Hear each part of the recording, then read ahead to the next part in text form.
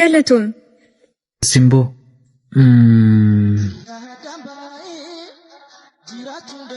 bareedduu koo nan ture miti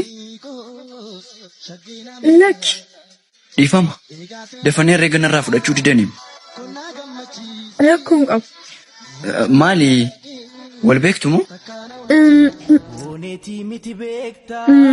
eeyyee hiriyaa koo waliin baradhe dhugaa moo beekan jedhamu lalisaa haa deemnu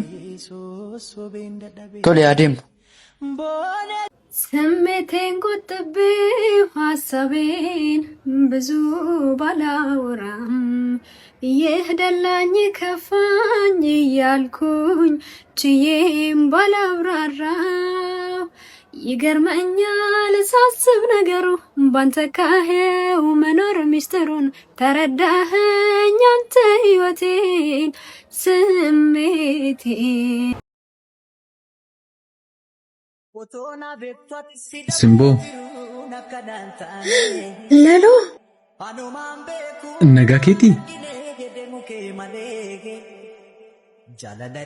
jirtaa ለሎኮ kan jiru ijaa wal arga kan jedhan sunidaa dhugaa ture turus ijaan akkan si argu abdiin qaban ture anis akkasuma qaamaan fagaadhus yaadaan garuu fagaachuu hin dandeenye sirraa bareedee jira bultiin siif ta'eera natti fakkaata galatoon atis waa'ee sirraa bareedee jira kan kollee dhiisi itti naara galfadha dagalee jiru kootii abdii koo har'aa giifti diree koo borii jedhee nama nabdadhu dhaabbadhee harka dha'ee onneen keessatti mimmaan cobsaa irra koonseeqeen gaggeesseem maalirraa bareeda jetteeti. laloo dhiisikaa isa na yaadachiisin amma wanti hundumtuu darbee jira kana booda kan jiru sirreessuuf yaalu. Kan darbisiifi malee anaaf kaleen har'umaam na dhiisee deemuu hin dandeenye. Ani siree kee kan taate akkasiif kennu nan amana. Waa maraafuu gammachuun kee gammachuu kooti. Siif gammadeen jira. Waliin horaa bulaa. Galatoom. Simboo.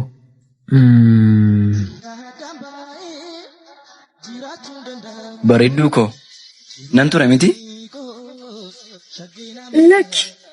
Dhiifama dafanii herreega narraa fudhachuu didaniim. Rakkoon qabu. Maali wal beektu moo? Eeyyee hiriyaa koo waliin baradhe. Dhugaa moo beekan jedhamu? Lalisaa. Haa deemnu. Tole haa deemnu. Boneti miti bekta, boneti miti ani boe tan sidabe. Tuka male bosi jiko sosobanda dabe. Asamarena asamarufi baryanni keena jalqabuufi. Asamareko bosona keessa maaltu aaraa qorra gannaa gubaa kanaani. Asamareko tasuma kootu jaalalaali hinna dhukkubseera kee yaannini. Asamareko duumessi roobuudhaaf ulfaate samiirratti diimimmisaawa. Asamareko ba'aan jaalalaa kee ulfaate iyyoon sirgaddeeni tasgabbaawa. Asamareko asamarena asamaroofi baryaanni kee. እሺ ስምሽ ማን ነው? ሜሮን ከበደ እባላለሁ። እኔ ኩባ ጻንቱ ኩባ እባላለሁ። የአርሰናል ደጋፊ ነሽ? አዎ ከልብ ነው የታወቀ። ከልብ ያው የመድፈኛው ደጋፊ ነኝ። እሺ እንግዲህ ከ22 ዓመት በኋላ ዋንጫ አንስታችኋል። እስቲ የተሰማሽን ስሜት ደግሞ አጠር አድርገሽ።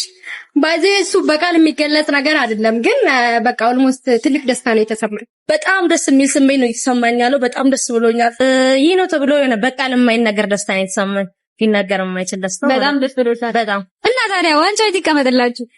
ዋንጫው በቃ አፍሪካ ላውንጅ ልበል። አፍሪካ ላውንጅ ምርጫ አፍሪካ ላውንጅ ነው። እናመሰግናለን። እኔም እንግዲህ እንደ አርሰናል ደጋፊነቴ ከ22 ዓመት በኋላ ዋንጫ በማንሳታችን በጣም ደስ ብሎኛል።